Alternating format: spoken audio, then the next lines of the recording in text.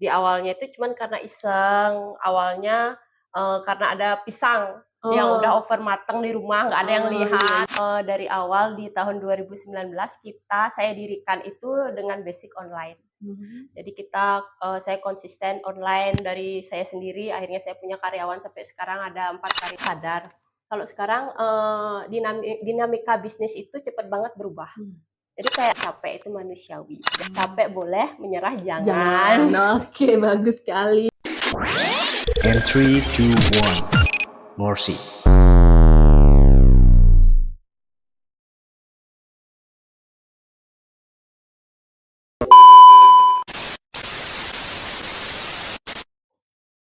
Halo Sobat Morsi, balik lagi di podcast kita ngobrolin riset dan inovasi. Hari ini saya kedatangan bintang tamu yang sudah tidak asing lagi di Tabanan, yaitu koordinator UMKM Singasana, pemilik sekaligus pemilik atau owner dari Camilan Cantik GK. Perkenalkan. Halo, selamat pagi. Perkenalkan saya GK, owner dari Camilan Cantik. Oke, Mbak G, terima kasih ya sudah hadir di podcast kita hari ini. Saya pengen ngulik nih, bagaimana sih sebenarnya awal mula berdirinya Camilan Cantik? Awal mula berdirinya Camilan Cantik itu karena saya punya produk pertama saya, Mhm. bolen cantik. Jadi Oh, ini dia, buat. kebetulan saya Oh bawa. iya, sudah dibawa. Ini Jadi paling best seller ya? iya, bolen cantik adalah produk utama dari Camilan Cantik. Mmm. Di awalnya itu cuman karena iseng, awalnya, karena ada pisang yang udah Oh, over mateng di rumah, nggak ada yang oh, iya, lihat, iya. anak-anak nggak suka. Akhirnya saya malam itu googling, lihat-lihat resep, akhirnya buat bolen cantik. Nggak nyangka PO pertama itu benar-benar membludak. Oh. Saya memulai dari open yang cuman Mhm. kapasitasnya 5 box. Satu hari Mmm. itu PO-nya bisa sampai 20 box. Semakin ke sini, keinginan masyarakat kan keinginan konsumen itu nggak soal Iya. bolen cantik aja, akhirnya berkembang, saya membuat, bakwan goreng Mmm. juga produk lawasnya Camilan Cantik, terus berkembang ke cake, akhirnya semua produk-produk itu saya wadahi dengan brand Camilan Cantik. Oke. Kenapa sih Mbak G bisa pengen nih ngasih nama atau branding-nya Cemilan Cantik by GK? Kenapa nggak yang lain seperti itu? Apakah nanti biasanya makanan berat dibuat lagi nih branding yang berbeda atau begitu? Eee, Konsepnya adalah, saya itu menghadirkan makanan camilan bukan hanya dengan rasa yang premium, rasa yang enak, tapi dengan tampilan kemasan yang cantik. Jadi Mmm. kalau teman-teman, tahu brand Camilan Cantik itu packaging-nya pasti cantik-cantik semua. Iya, Jadi dia bener. udah kita packing dengan menarik mungkin, jadi terlihat cantik. Makanya namanya kita Camilan Cantik, karena konsumen itu udah tahu kalau kita belanja di Camilan Cantik, bukan cuman rasanya yang enak, rasanya yang premium, tapi kita juga dapat kemasan yang cantik. Oh, begitu. Makanya namanya Camilan Nice, bagus sekali ya. Cantik. Terus apa sih yang membedakan Cemilan Cantik itu sama kompetitor-kompetitor UMKM yang lain gitu? Ada nggak yang membedakan yang signifikan banget gitu? Nah, Camilan Cantik itu, dari awal di tahun 2019 saya dirikan itu dengan basic online. Mhm. Jadi saya konsisten online dari saya sendiri, akhirnya saya punya karyawan sampai sekarang ada 4 karyawan. Kita online aja dan kita konsisten setiap hari ready banyak menu, bukan Mmm. hanya menu manis, ada Mmm. juga menu gurih. Gurih. Jadi Oh, iya. konsep Camilan Cantik itu kayak one stop shopping untuk camilan. Oke. Misalnya konsumen order di Camilan Cantik, saya mau order camilan yang manis apa aja, kita punya bolen, kita punya banyak pilihan. Kalau camilan itu nggak soal manis aja kan, kadang ada yang suka gurih, ada yang suka asin, akhirnya di Camilan Cantik juga ada camilan gurihnya. Dan kita Oh. bisa menyediakan dalam jumlah banyak, tanpa PO. Jadi umpamanya nih, ada yang ngechat, "Saya mau order bolen 20," bisa bisa. Kita ready setiap hari. Jadi konsisten ready itu yang Masih yang dijaga. bisa membedakan Camilan Cantik. Dan kita juga untuk Camilan Cantik itu sendiri sebenarnya, apa ya namanya ya, kita bisa, dia kalau kita belanja ke Camilan Cantik walaupun harganya agak mahal, bukan agak mahal, tergolong mahal, tapi konsumen-konsumen yang datang ke Camilan Cantik nggak pernah permasalahin. Karena Camilan Cantik itu sudah nge-branding, ketika masuk ke Camilan Cantik kamu membayar dengan harga segitu, kamu mendapat produk yang berkualitas. Oke, sangat inspiratif sekali ya, Iya. Mbak Oge. Terus tantangan terbesar ini sebagai pelaku UMKM, mungkin sebagai pelaku UMKM itu tantangan terbesarnya menjalani ini semua biasanya Tantangan terbesarnya itu iya. sebenarnya datangnya dari diri sendiri aja sih.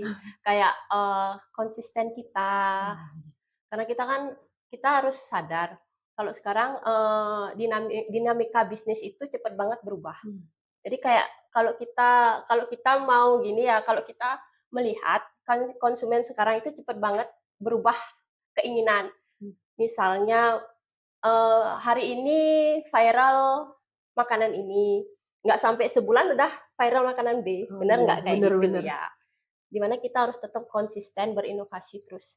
Kita harus Hmm, konsisten tetap berpromosi. oh Jadi iya. itu tantangan terbesar kita ya ada dalam diri sendiri Ah, aja, iya gimana iya. kita tetap konsisten mempromosikan, konsisten untuk, berinovasi, untuk kreatif. Oh, seperti yang Mbak katakan tadi, itu kan, sekarang tantangannya itu juga dari, promosi dan juga, inovasi-inovasi. Mhm. Jadi ada banyak nih makanan yang baru-baru. Apakah menu-menu dari GK ini yang lama-lama itu ditinggalkan atau tetap, running? Tetap running. Jadi di awal ketika Camilan Cantik ada, dia sudah mempunyai menu yang saya rasa akan di setiap generasi itu bisa masuk gitu Oh, loh. iya. Jadi kalau bolen itu untuk orang tua bisa, untuk anak muda juga bisa. Jadi cake-cake yang kita buat tuh emang cake-cake yang standar yang akan disukai terus. Jadi setiap ada yang viral, saya mengikuti, kita di dapur mengikuti, umpamanya kayak yang donat mochi, kita Iya. mengikuti, hanya saja mengikutinya sesuai dengan trennya aja gitu loh. Tanpa Kalau menu membuang. menu menu yang basic yang ada di Camilan Cantik itu tetap running setiap hari. Oke, Iya, iya. kita tidak ada meninggalkan menu kita, seperti Oke itu. oke. Pernah nggak Moge ngerasa selama menjalani sama menekuni bisnis ini ngerasa, "Aduh pengen nyerah nih sama bisnis ini." Kalau kita pembisnis, Mhm. kalau nyerah itu nggak boleh. Mmm, Kalau capek itu manusiawi. Jangankan pembisnis kita aja, ada di suatu titik jenuh itu pasti capek. Kalau capek ya solusinya istirahat, minum kopi, bener nggak? bener Minum bener. kopi, setelah beristirahat, ya udah kita bangkit lagi gitu. Oh, Capek boleh, menyerah jangan. jangan. Oke, bagus sekali ya. Jadi, kita bahas ke UMKM-nya lagi ya sekarang ya, Mbak, ya. Iya. Sebagai koordinator UMKM Singasana, apa sih UMKM Singasana itu sebenarnya? Nah, UMKM Singasana itu adalah komunitas UMKM yang ada di Kabupaten Tabanan. Jadi UMKM Singasana ini, komunitas ini digagasi oleh Bapak Bupati Tabanan, Mmm. di mana beliau, melalui dinas terkait, Dinas Koperasi UKM Neker, selalu menghadirkan UMKM-UMKM ikut serta dalam setiap event yang ada di lingkungan Pemkab Tabanan. Bukan hanya Bapak Bupati, Ibu Bupati juga, jika ada acara PKK, UMKM-UMKM pasti dilibatkan. Maka dari itu akhirnya berkembang adalah komunitas UMKM Singasana. Oke, Iya, kira-kira ada berapa orang tuh dalam komunitas UMKM ini? di komunitas itu ada sekitar 110, cuman yang aktif kan, eee, jadi komunitas itu yang ada 110 orang, cuman yang aktif berjualan itu antara 40 sampai 50 orang.